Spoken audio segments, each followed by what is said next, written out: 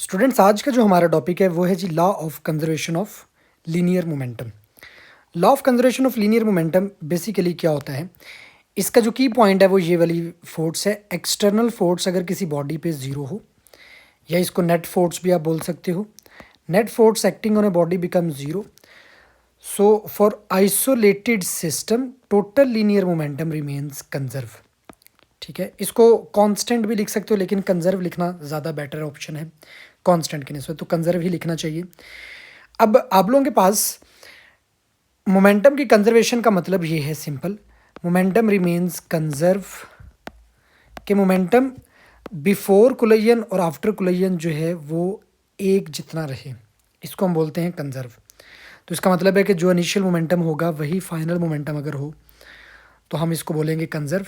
या आप लोग इन दोनों को फिर इस तरह से भी मेंशन कर सकते हो कि final momentum minus initial momentum जो है वो ज़ीरो हो, या सिंपल वर्ड में आप बोल सकते हो चेंज ऑफ मोमेंटम जो है वो ज़ीरो हो। तो ये सारी की सारी जो स्टेटमेंट्स हैं, सारी की सारी सिचुएशंस हैं, ये law of conservation of linear momentum की है। अब आप इसको ड्राइव कैसे कर सकते हो? लास्ट टॉपिक के अंदर हम लोगों ने न्यूटन सेकेंड लॉ और इन टर्म्स ऑफ मोमेंटम पढ़ा था, F is equal to delta P divided by delta T. अगर मैं इस F को बोल दूं कि ये एक्सटर्नल फोर्स है, और हम पढ़ चुके ऊपर स्टेटमेंट के अकॉर्डिंग कि एक्सटर्नल फोर्स जो है वो ज़ीरो है।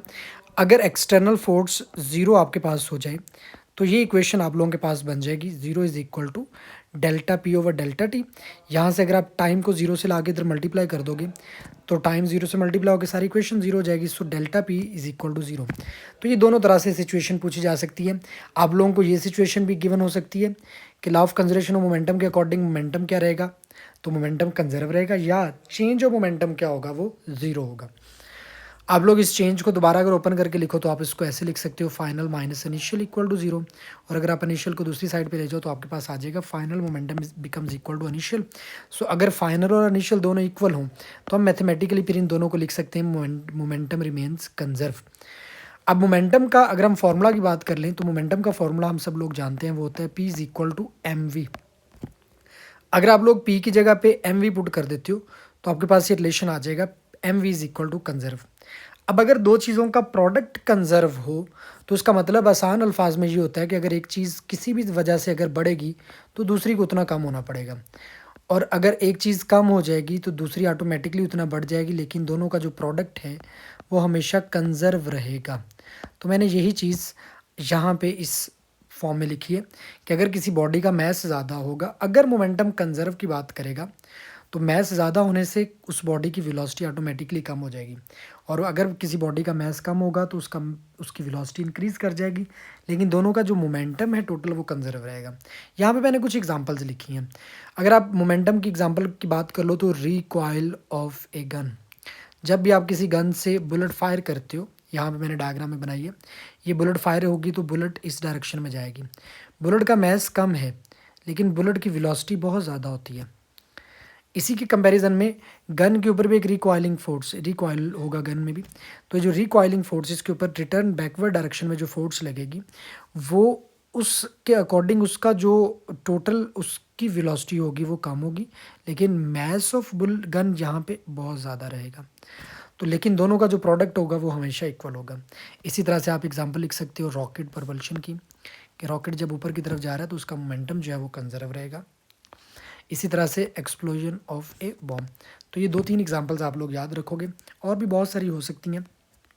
तो यहाँ पे मैंने एक छोटा सा कॉन्सेप्ट यहाँ पे डिस्कस किया हुआ है जो आप लोगों ने याद रखना है ये गन के लिए, कि अगर आप बुलेट गन सिस्टम की बात करोगे ना तो आप इसको ऐसे लिख सकते हो, मोमेंटम ऑफ, इसको आप यहाँ पे इस तरह से लिख लें, बुलेट गन सिस्टम के अंदर जो गन का मोमेंटम होगा वो इक्वल होगा बुलेट के मोमेंटम के, लेकिन इन दोनों के साथ आप नेगेटिव साइन प्लेस कर सकते हो।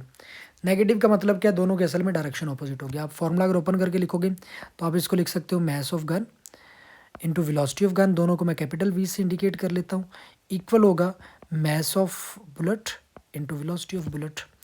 अब आप क्या काम कर लें जी, यहाँ से अगर आप वेलोसिटी ऑफ बुलेट निकाल लें तो ये आप लोग वेलोसिटी ऑफ गन निकाल लें तो वो आप लोगों के पास आ जाएगी M V over capital M. तो इस तरह से रिलेशन भी आप लोगों से पूछा जा सकता है कि आप लोग रिलेशन बताओ वेलोसिटी ऑफ गन क्या होगा। तो आप इसके साथ जी को मेंशन कर दें तो ठीक है, नहीं भी करेंगे तो एक ही बात है, अंडरस्टैंडिंग आप लोगों को होनी चाहिए बस।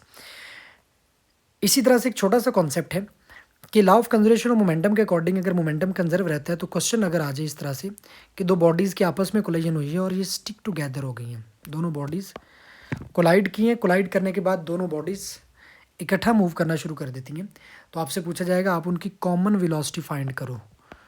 कॉमन वेलोसिटी आप लोग अगर स्टिक टुगेदर का केस का जब भी क्वेश्चन आएगा तो आपने कॉमन वेलोसिटी फाइंड करना होगी। तो कॉमन वेलोसिटी फाइंड करने का ये शॉर्टकट है आपके पास कि जो कॉमन वेलोसिटी है वो असल में total momentum over total mass की रेशियो को बोलते हैं। अब आप लोगों के पास टोटल मोमेंटम कितना है, वो है m1v1। आप इसको बेसिकली कॉमन वेलोसिटी को ऐसे भी लिख सकते हो, फर्स्ट ऑब्जेक्ट का मोमेंटम प्लस सेकंड ऑब्जेक्ट का मोमेंटम ओवर फर्स्ट का मास प्लस सेकंड का मास। असल में ये फॉर्मूला है total momentum over total mass. लेकिन इसके साथ ना प्लस माइनस लिख लें।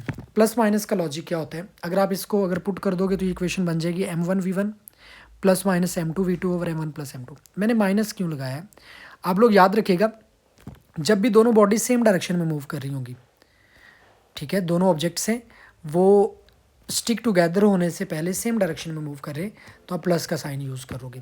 लेकिन अगर दोनों एक दूसरे के ऑपोजिट आ रहे हैं, एक बॉडी दूसरी बॉडी के ऑपोजिट डायरेक्शन में आ रही है और कोलिजन के बाद दे मूव स्टिक टुगेदर, तो आप लोग इसके लिए नेगेटिव साइन यूज़ करोगे।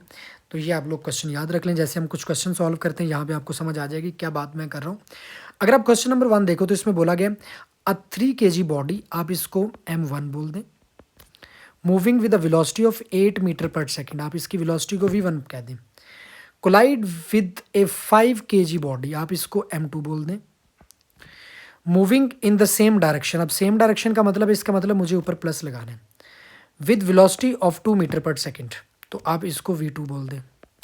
तो आप लोग इसे कहता है कि the collision of the body stick together, तो आप find common velocities after collision. तो आप सिंपल इसी शॉर्टकट के अंदर वैल्यूज़ पुट करें, आपके पास कॉमन वेलोसिटी क्या आएगी देखें, m1 आप लोगों के पास है 3, v1 आप लोगों के पास है 8, प्लस क्यों लगा, क्योंकि दोनों सेम डायरेक्शन में मूव करें। अब बात कर लो m2, वो आप लोगों के पास है 5 और वेलोसिटी है 2, डिवाइडेड बाय मैसेज को जस्ट ऐड करना है। तो अगर आप मैसेज की बात कर लो तो एक आपके पास 3 kg है, दूसरा 5 kg है, तो दोनों मैसेज को आपने ऐड करके लिख दिया। तो ऊपर आप लोगों के पास असल में आ जाएगा 32, 3 मल्टीप्लाइड बाई 24 और 10 ऐड कर दो 34 डिवाइडेड बाय 8। तो अगर आप इनको कट करोगे तो ये आप लोगों को पता है ये 4 पॉइंट इसका आंसर होना चाहिए। तो देखो आप लोग कंप्लीट अगर सॉल्व नहीं भी करते, आपको पता है 8 को 4 से मल्टीप्लाई करो तो 32 होता है, इसका मतलब 32 से ग्रेटर नंबर है, तो 4 पॉइंट्स में कुछ नंबर होगा। तो अगर हम ऑप्शन की बात कर लें तो हमारे पास 4 वाली ऑप्शन जस्ट एक है और वो ऑप्शन है 4.25। तो बाकियों को सॉल्व भी करने की ज़रूरत नहीं, मतलब आप लोगों को खुद ही समझ आ जाएगी कि बाकी ऑप्शन बन ही नहीं रहे होते। अब यही क्वेश्चन अगर मैं चेंज कर दूं, मैं यहाँ पे सेम डायरेक्शन की बजाय लिख दूं ऑपोजिट डायरेक्शन, तो अब आप लोगों के जहन में उसी वक्त आ जाना चाहिए कि अगर ऑपोजिट डायरेक्शन की बात कर रहे हैं तो फिर यहाँ पे क्वेश्चन में नेगेटिव साइन आना चाहिए। तो आप इसी क्वेश्चन में अगर यहाँ पे नेगेटिव साइन लगा देते हो सपोज यहाँ पे ये, तो अब असल में आप लोगों के पास कितना बचना चाहिए। अब ये क्वेश्चन नेक्स्ट क्वेश्चन का पार्ट है, समझ लें कि अगर आप इसको अपोजिट डायरेक्शन के लिए सॉल्व करते हो तो ये आप लोगों के पास असल में बन जाएगा 24 माइनस 10 डिवाइडेड बाय मैथ्स तो उतना ही है 8, तो असल में ये आपके पास आ गया 14। अब आप गौर करो तो आपको समझ आ जानी चाहिए कि 14 है तो 8 मल्टीप्लाइड बाय 2 16 होता है, इसका मतलब है 2 से तो आंसर कम होगा, तो इसका आंसर असल में आप लोगों के पास को 1.89 या 1.9 समथिंग होगा। तो वो आप लोग अब देख लें, जस्ट एक पॉइंट के चेंज करने से, सेम डायरेक्शन हो तो प्लस लगा के सॉल्व करो इसी शॉर्टकट को, ऑपोजिट डायरेक्शन हो तो माइनस लगा के सॉल्व कर लो, आपके पास आंसर आ जाएगा। अब हम चले जाते हैं नेक्स्ट क्वेश्चन नंबर 2 के ऊपर। क्वेश्चन नंबर 2 में कहा गया कि a gun of mass 5 kg Fyers a bullet.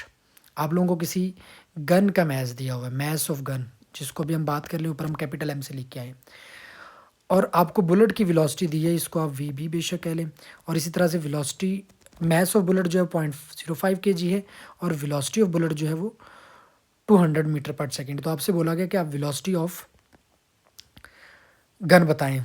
तो आप लोगों ने अभी फॉर्मूला पढ़ा था, ऊपर हमने शॉर्ट फॉर्म इसकी बनाई थी कि वेलोसिटी ऑफ गन जो है वो हमारे पास आएगा बेसिकली माइनस के साइन को अगर हम इग्नोर कर दें तो आएगा just mv small mv over capital M। तो अब आप जस्ट इसमें वैल्यूज़ पुट कर लो। मैस ऑफ बुलेट कितना है 0.05 0.05, वेलोसिटी ऑफ बुलेट है 200 divided by mass of gun कितना है, मैस ऑफ गन हमारे पास है जस्ट 5। आप क्या काम कर लें, आप ये 0.05 का अगर डेसिमल ख़त्म करते हो तो आपको पता है नीचे 100 आ जाएगा। तो अब ये 2 ज़ीरो इन 2 ज़ीरो से कट जाएंगी, 5 से डायरेक्ट 5 उठ जाएगा तो बाकी जस्ट बचेगा 2। तो आपके पास जो स्पीड आ जाएगी वो 2 मीटर पर सेकेंड आ जाएगी। आप यहाँ से इसी तरह से सेम यही क्वेश्चन अगर आप लोगों को रिकॉइलिंग वेलोसिटी मतलब वेलोसिटी ऑफ गन दे दी जाए तो आपसे वेलोसिटी ऑफ बुलेट पूछ लिया जाए तो वो भी आप लोग इसी फार्मूला से same law of conservation of momentum को लगाते हुए सॉल्व कर लोगे।